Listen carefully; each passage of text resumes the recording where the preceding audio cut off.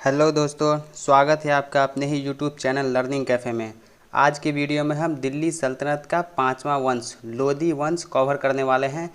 पिछले वाले वीडियो में दिल्ली सल्तनत का प्रथम वंश गुलाम वंश, दिल्ली सल्तनत का दूसरा वंश खिलजी वंश, तीसरा वंश तुगलक वंश और चौथा वंश सैयद वंश से संबंधित टॉप मोस्ट 25 क्वेश्चन बताया हूं। अगर आप वो वीडियो नहीं देखे तो डिस्क्रिप्शन में लिंक है, आप वहां से देख सकते हैं या ऊपर आई बटन पर क्लिक करके भी वो वीडियो देख सकते हैं। आज के वीडियो में दिल्ली सल्तनत का पांचवा वंश लोदी वंश के कुछ इंपॉर्टेंट क्वेश्चन देखेंगे जो सारे कॉम्पिटिटिव एग्जाम में बराबर रिपीट होता है। आप वीडियो को शुरू से लास्ट तक देखिए, ये मोस्ट इंपोर्टेंट क्वेश्चन है।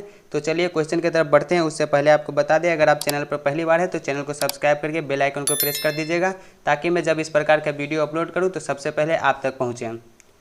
तो हमारा आज का पहला क्वेश्चन है, लोदी वंश का संस्थापक कौन था? तो इसका राइट आंसर हो जाएगा ऑप्शन बी, इब्राहिम लोदी। सैयद वंश का अंतिम शासक अलाउद्दीन आलम शाह की हत्या करके बहलोल लोदी ने दिल्ली सल्तनत पर पांचवा वंश लोदी वंश की स्थापना किया। लोदी वंश भारत का प्रथम अफगानी वंश था और तुगलक वंश के बाद सबसे लंबा पीरियड लोदी वंश का ही है। दूसरा क्वेश्चन देखिए, लोदी वंश की स्थापना किस वर्ष हुई थी? तो लोदी वंश की स्थापना 1451 ईस्वी में हुई थी। अलाउद्दीन आलम शाह की हत्या करके बहलोल लोदी ने लोदी वंश की स्थापना किया था। तीसरा क्वेश्चन देखिए, दिल्ली पर प्रथम अफगान शासन की स्थापना का श्रेय किसे दिया जाता है? तो बहलोल लोदी को। ऑप्शन बी इसका राइट आंसर हो जाएगा, बहलोल लोदी।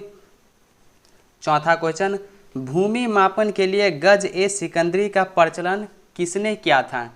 तो सिकंदर लोदी ने। ऑप्शन ए इसका राइट आंसर हो जाएगा, सिकंदर लोदी। सिकंदर लोदी का शासनकाल 1489 ईस्वी से 1517 ईस्वी तक है। सिकंदर लोदी के द्वारा ही भूमि मापन की नई इकाई चलाई गई थी, जिसे गज ए सिकंदरी या सिकंदरी गज कहा गया। एक सिकंदरी गज बराबर 30 इंचीज होता था।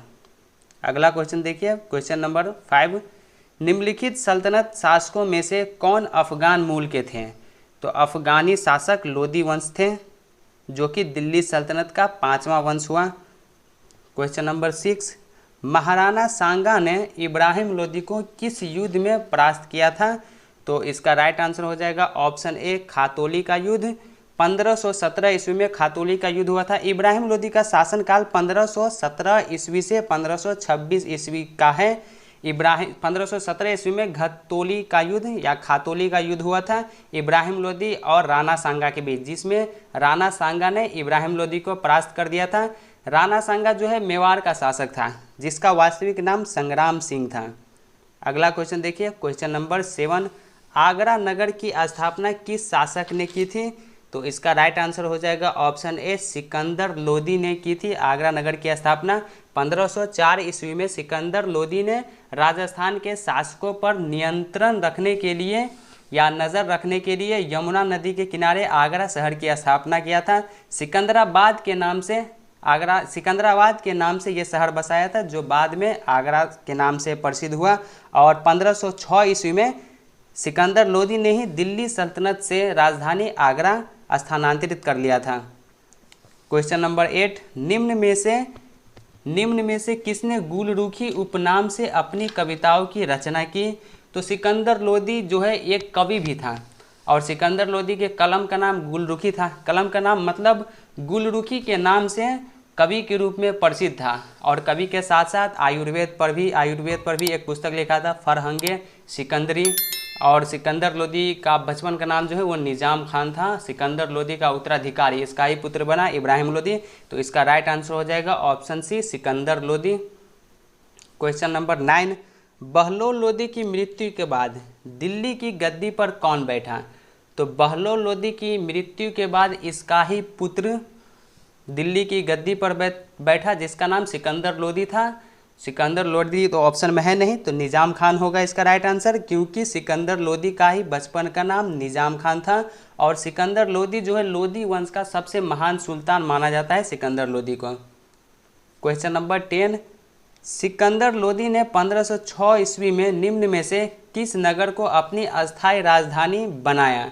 सिकंदर लोदी ने 1506 ईस्वी में किस शहर को अपनी अस्थायी राजधानी बनाया? तो आगरा शहर को अपनी अस्थायी राजधानी बनाया 1504 ईस्वी में। राजस्थान के शासकों पर नियंत्रण के लिए यमुना नदी के किनारे आगरा शहर की स्थापना किया था सिकंदराबाद के नाम से, और 1506 ईस्वी में दिल्ली सल्तनत की राजधानी स्थानांतरित कर लिया था आगरा में। क्वेश्चन नंबर 11, पानीपत का प्रथम युद्ध निम्न में से किस वर्ष हुआ? तो ऑप्शन ए इसका राइट आंसर हो जाएगा 1526 ईस्वी। 21 अप्रैल 1526 को पानीपत का प्रथम युद्ध हुआ था। किनके बीच हुआ था? तो बाबर और इब्राहिम लोदी। आपको ये भी याद रखना है, पानीपत का प्रथम युद्ध बाबर और इब्राहिम लोदी के बीच हुआ था, जिसमें बाबर ने इब्राहिम लोदी को हरा दिया था और हराने के साथ साथ मार भी दिया था।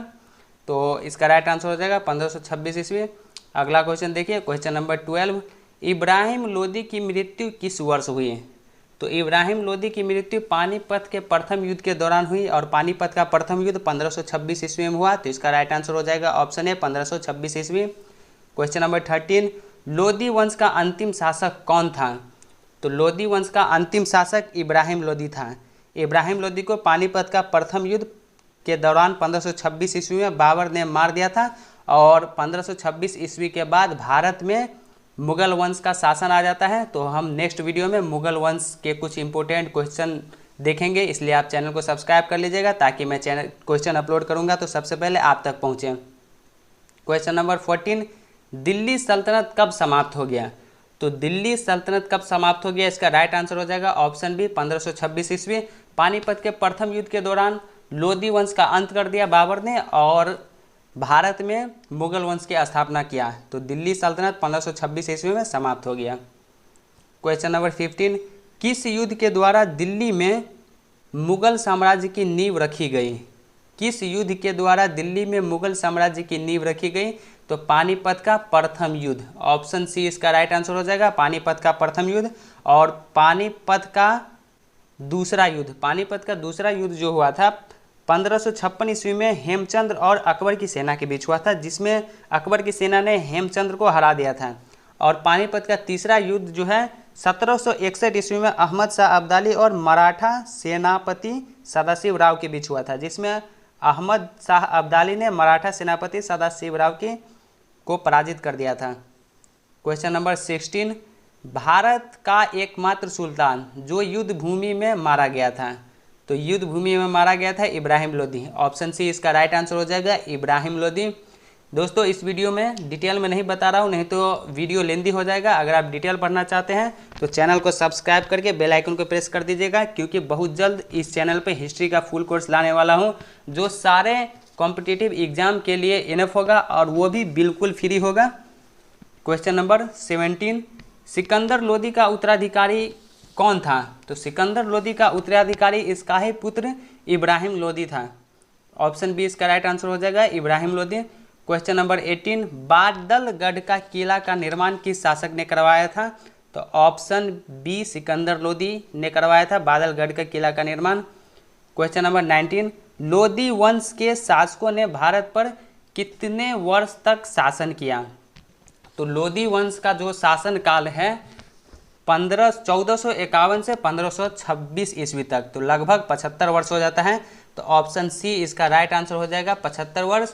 और आपको ये भी याद रखना है कि दिल्ली सल्तनत पर सबसे लंबे समय तक शासनकाल करने वाला वंश कौन है? तो तुगलक वंश। तुगलक वंश का शासनकाल 1320 से 1414 ईस्वी का है। लगभग 94 वर्ष तक दिल्ली सल्तनत पर शासन किया तुगलक वंश। और ये भी साथ में आपको ये भी याद रखना है कि दिल्ली सल्तनत पर सबसे कम समय तक शासन करने वाला वंश तो खिलजी वंश होगा। खिलजी वंश का शासनकाल 1290 से 1320 ईस्वी का है, लगभग 30 साल का शासनकाल है।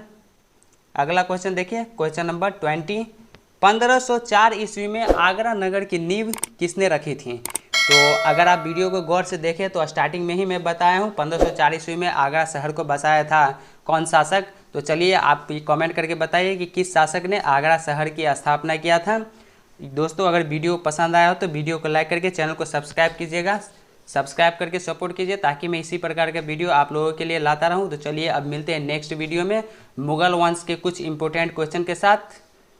बाय बाय, टेक केयर, जय हिंद, जय भारत।